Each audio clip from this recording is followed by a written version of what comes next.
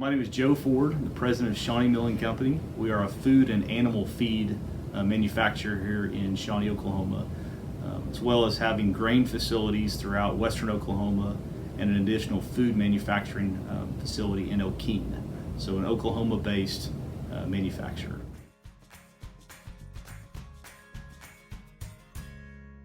Shawnee Mills was founded in 1906, a year before statehood, by my great-grandfather, J. Lloyd Ford.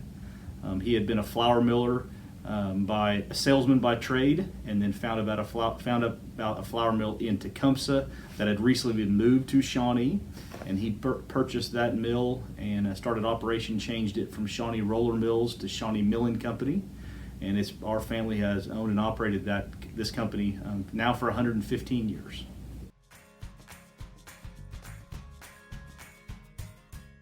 We produce a large variety of products. A lot of manufacturing companies today are very specialized in what they do. Our strength is the uniqueness that we make so many products for a customer.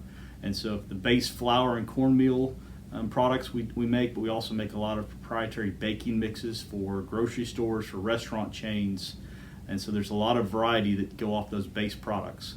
And on the feed side, the animal feed side, we take the byproducts from the food manufacturing, which are the middlings and the corn screenings from those two operations, and we use those as base ingredients into our animal feed.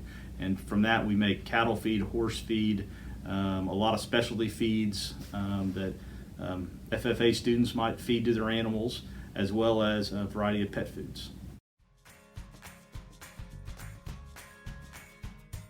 The number one selling product by volume is basic all-purpose flour. So the flour that a person would use either in their home to make biscuits or to bread chicken, or restaurant chains might use that as a base ingredient to make a pizza or rolls or something like that. So all-purpose flour is our base number one product.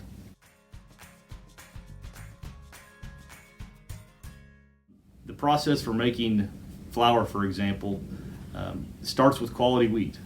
Starts with working with the farmers to make sure that they're planting the varieties of wheat that we need that will translate through to the quality of flour that we want to produce. And so it really starts with working with the farmer. And at that point, you bring in the wheat and you grade it. You make sure it's the high enough quality to receive it, and then you organize it within your elevator based on its moisture, based on its protein, based on what the test weight of the grain. And so then once we have the wheat organized within the facility, then we clean it, make sure there's nothing in it, no dirt, no other pieces from husk or holes or anything like that from the growing process. And then after we clean it, we temper it, which is what we add water or steam to it, and that penetrates the bran to make the grain easier to mill. Because what you're trying to do is you're trying to separate the outer coating bran from the center of the kernel, which is the endosperm, or that's where the white flour is. And so once you temper it, you go through a series of grinding and a classification, which is basically grinding and separation based on weight and based on particle size. And the very end, and so it's a continuous loop of process again and again and again. At the very end, you get a very clean bran. You get wheat germ, which can go into pet foods and those or medical products, and then you get the perfectly clean white flour. The best way to look at it would be how many full semi-loads we ship in a month, and we ship over 120 semi-loads of food products in a week. And so you translate that to a month, it's almost 500 truckloads every single month that we're shipping out of our facility on the food side. And on the feed side, we ship about 300 trucks a month. And so together we're putting a lot of semis on the road and a lot of distribution into Oklahoma and the surrounding states. The product reach for our company's variety of products really depends on the amount of value add. So if you think about freight is a large component of the cost when you buy a product like ours because it's heavy.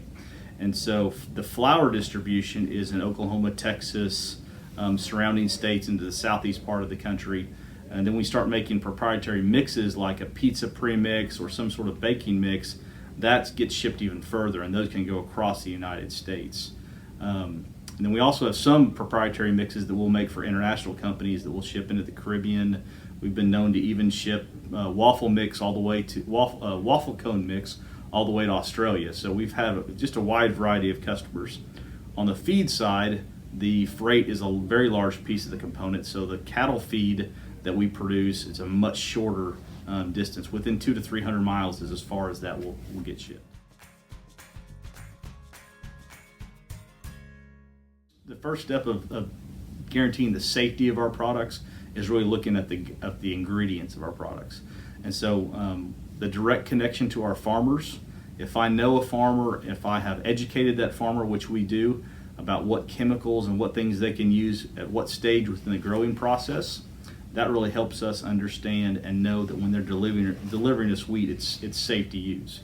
But then also on top of that, we sample every single load, and our grain grader, who is the person that goes through there and makes the sample, goes through a federal school to make sure that the quality of the wheat is right, there's no foreign chemicals, and it's going to meet our standards for not only quality to mill, but safety.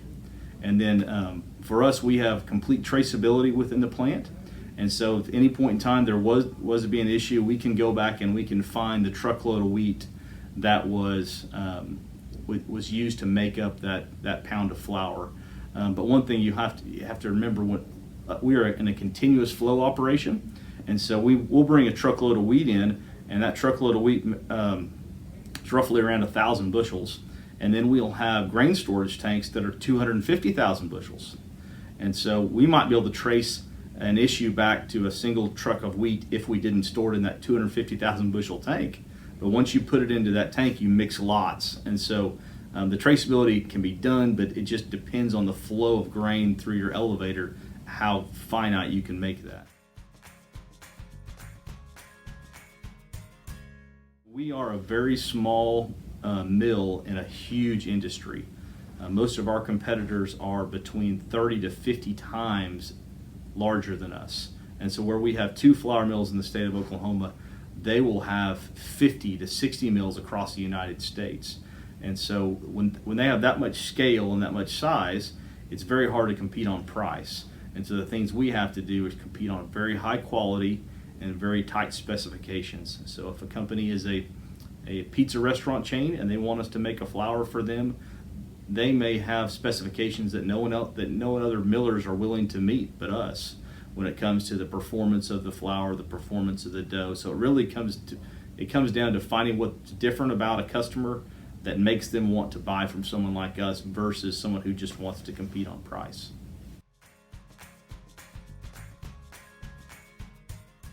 The best part of my job is working with our employees.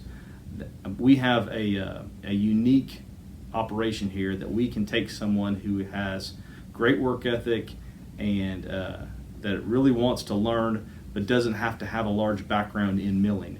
All they really need is a high school education or a GED or someone that's kind of shows that they've got the ability to learn, and then we train them from there. And we will have people that are new hires off the street that they can go from a lower income status in our community, and they can go from that through a career here to where they're buying homes, they're sending kids to college, they're making just a great life for themselves. And that is the greatest joy of working here, is to see people go from that entry-level person to really building a life for them and their family.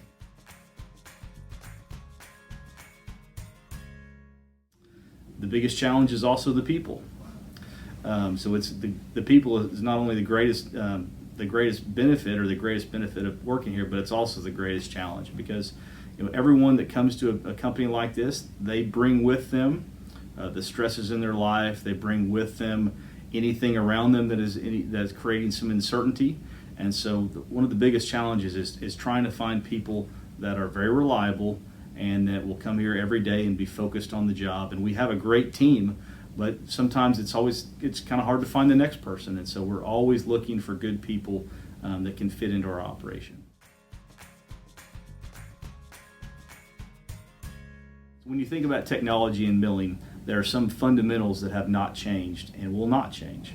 and then there's new technology that is coming on all the time. And so if you were to walk through our facility, you would see a blend of a 1929 Nordyke roll stand that my great-grandfather purchased, along with a brand new inline flour analyzer that we're installing in the last 2 weeks. And so you have the fundamentals of grinding, and you have the fundamentals of separation, and then you have the ability to inject technology when it comes to monitoring the process closer than you ever had before, making sure the process is more reliable. And so you have a mixture of old and new throughout the facility. But we're always looking for, a facility like ours, we're always using equipment, and when you're using equipment continuously, that equipment always has to be repaired, has to be replaced. And so a business like this always takes a lot of continuous investment.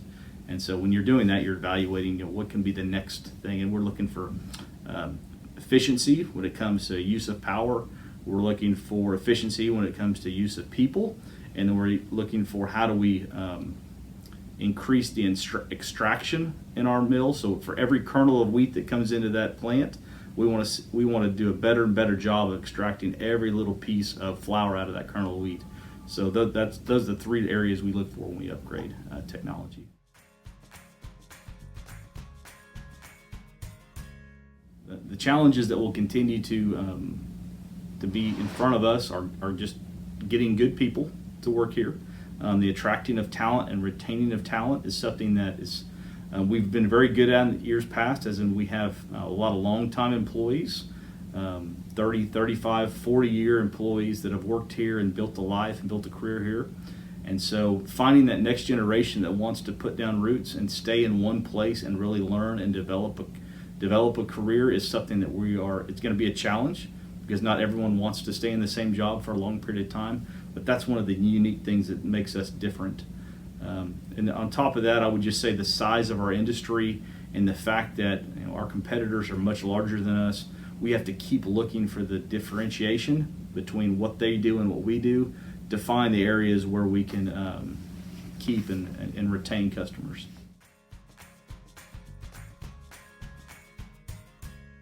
On the topic of food insecurity and kind of a growing world population and how the food manufacturing industry looks at that challenge, I would say there's a couple different things that people need to think about.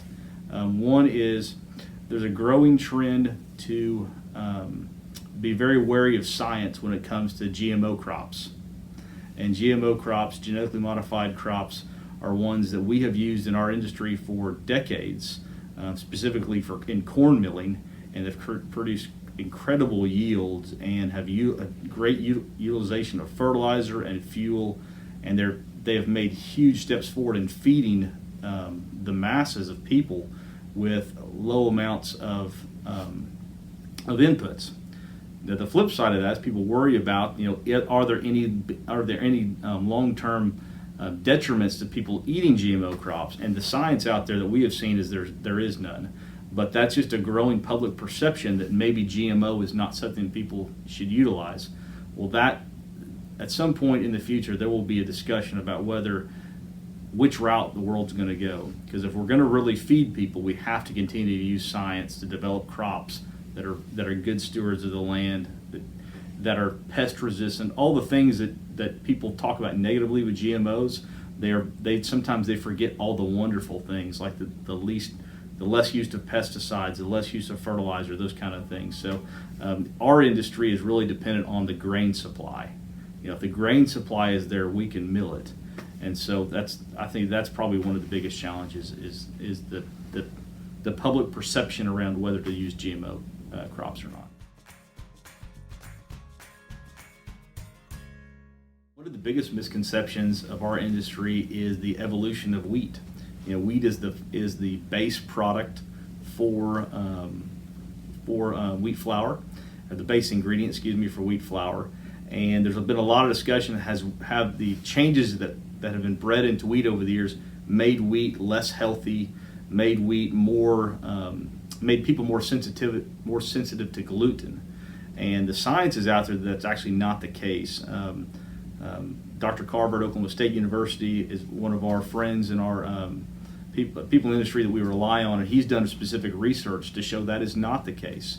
That wheat is actually as healthy as it's ever been, and actually there's less gluten sensitivity brought on by wheat than there maybe was in the past. And so I really feel like sometimes the public perception of sensitivities or new science out there about people have allergies, and they do, but sometimes people are always looking for a root cause in something like the source grain, and in this case it just doesn't exist. If someone wants to get into food manufacturing, or specifically food manufacturing that is layered on top of an agricultural product, they really need to understand both sides. They need to understand the ingredients, which are the grains. So understand the fundamentals behind grain production, the fundamentals behind grain trading, and the commodity markets that is the main source of our inputs into the plant. And then the manufacturing side is so much about the engineering of the facility and working with engineering a facility that works well with people. So people are always going to be your largest cost, and so you need to understand how a facility needs to be adapted to how people work.